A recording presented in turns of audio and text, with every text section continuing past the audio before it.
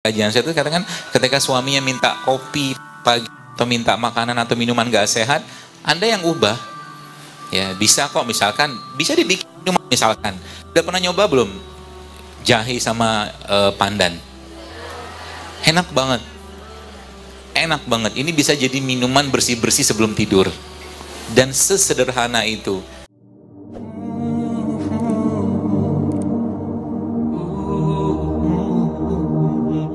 Banyak orang yang nggak tahu salah satu amal ibadah atau amal jari yang luar biasa kita harus lazimkan, dawamkan adalah memberi makan orang. Kenapa? Baik, saya cerita begini. Kalau nanti di surga, semua yang kita makan tuh nggak ada lagi berubah jadi kotoran. Semua jadi keringat, dan keringat pun bau misik, bau kasturi, wanginya luar biasa, gitu ya, di surga. Tapi di dunia beda cerita. Kita katakanlah makan apel, mangga kayak begini. Oke, makan sebagian dari mangga ini akan jadi daging kita, tulang kita, otot kita, darah kita, kan begitu. Dan sebagian akan keluar jadi kotoran. Artinya ada yang masuk dan menetap di badan kita. Ketika Anda memberi makan mangga ini kepada orang soleh, orang baik, maka ketika dia makan dan makanan tadi menjadi bagian dari tubuhnya, maka saat itu argo Anda sudah jalan.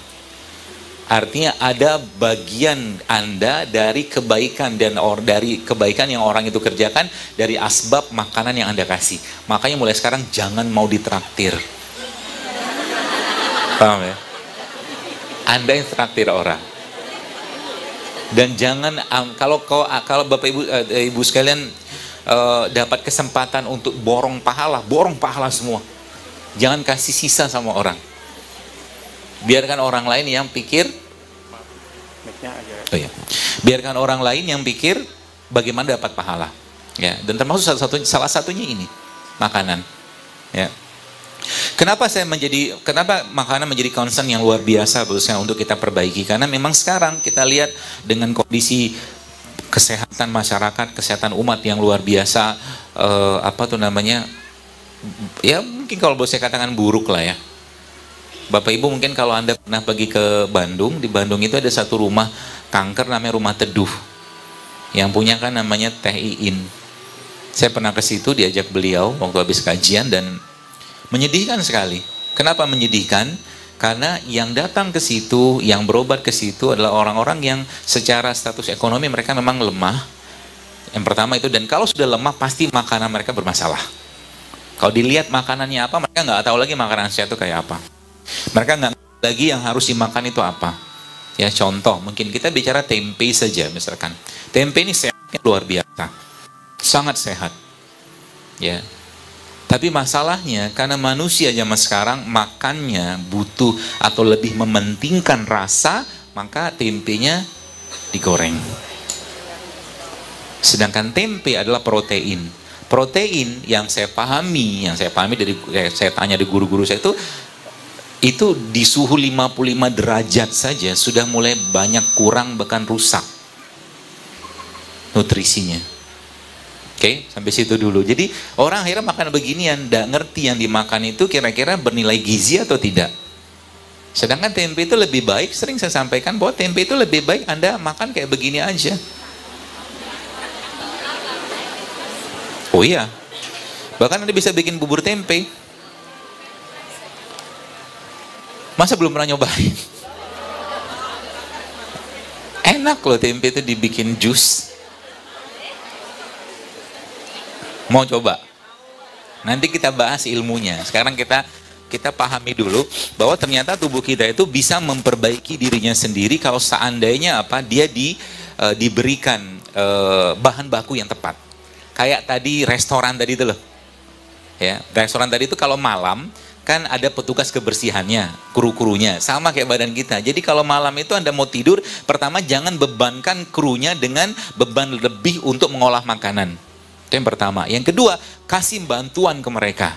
Bantuannya apa? Anda minum madu mungkin, Anda minum air boleh, Anda minum kunyit boleh, Anda minum minyak-minyakan boleh. Waktu mau tidur sehingga petugas kebersihannya bisa bekerja lebih baik. Paham ya? Jadi malam jangan lagi banyak makan. Ya, kalau saya punya pedoman, mungkin beda nggak apa-apa. Ya, makan terakhir itu adalah sebelum matahari tenggelam. Sebelum matahari tenggelam, silakan makan, tapi sesudah matahari tenggelam jangan banyak makan lagi. Kalaupun mau makan sedikit aja dan yang tidak membebani badan. Jadi malam bukan saatnya lagi makan atau buat nasi goreng di rumah. Iya kan? Jangan bikin nasi goreng di rumah malam-malam. Ya. Dan Anda, ibu-ibu sekalian, Anda kan penguasa dapurnya. Anda yang bertanggung jawab atas kesehatan keluarga sebenarnya. Misalkan sekarang beberapa ibu-ibu ikut kajian saya itu katakan ketika suaminya minta kopi pagi atau minta makanan atau minuman gak sehat, Anda yang ubah. Ya, bisa kok, misalkan bisa dibikin minuman, misalkan.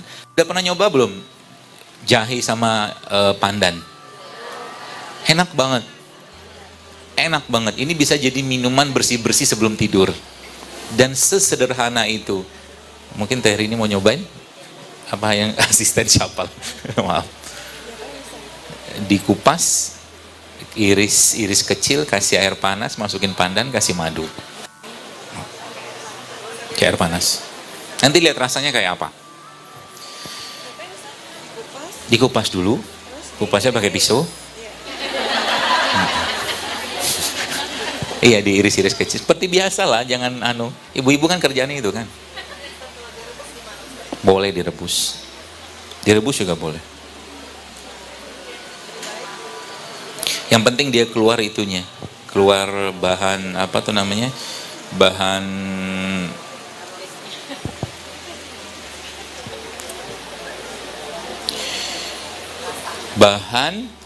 baunya itu loh, jahe. Aromanya keluar. Jadi kalau kita ngerti apa yang kita makan, Bu sekalian, maka insya Allah akan banyak sekali keajaiban lah. Mungkin kalau boleh saya sampaikan itu dalam badan kita itu yang akan terjadi. Tubuh kita bisa merecovery, memperbaiki dirinya sendiri. Dan sebagaimana Anda beli mobil, sebelum mungkin mobil Toyota, maka mobil itu pasti ada spare partnya. Kan gitu. Mobil Toyota itu pasti ada spare partnya, suku cadangnya. Maka badan kita juga sama. Suku cadang badan kita itu, ya, ada pada apa yang Allah ciptakan di atas bumi ini. Contoh mungkin di depan ini ada cengkeh. Silakan baca penelitian tentang cengkeh. Dahsyatnya cengkeh itu kayak apa? Kalau atau mungkin di sini ada bunga lawang, ya. Ini spare partnya kita di sini, Bu, Pak. Ya, Bapak-bapak nggak ada, Bu. Ya. Spare part kita di sini.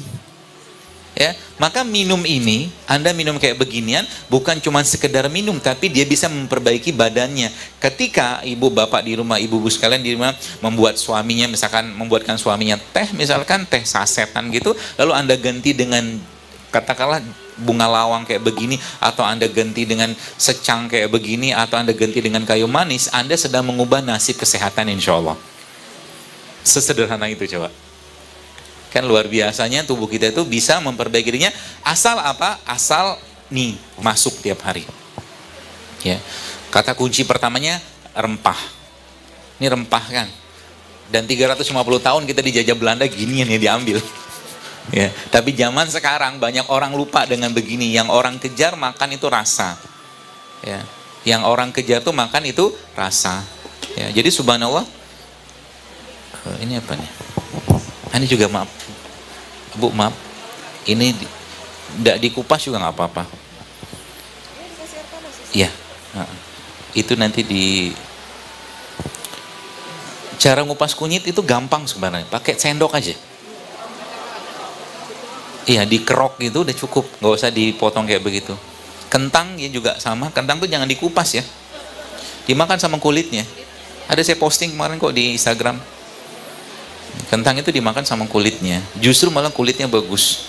Ya, kulit kentang itu. Tempenya, ya, tempenya juga. Ya. Ini dipotong-potong, teh, maaf. Enak kalau ada asisten. Biasa saya sendirian. Blender sendiri, motong sendiri. Kalau kajian sama ibu-ibu enak.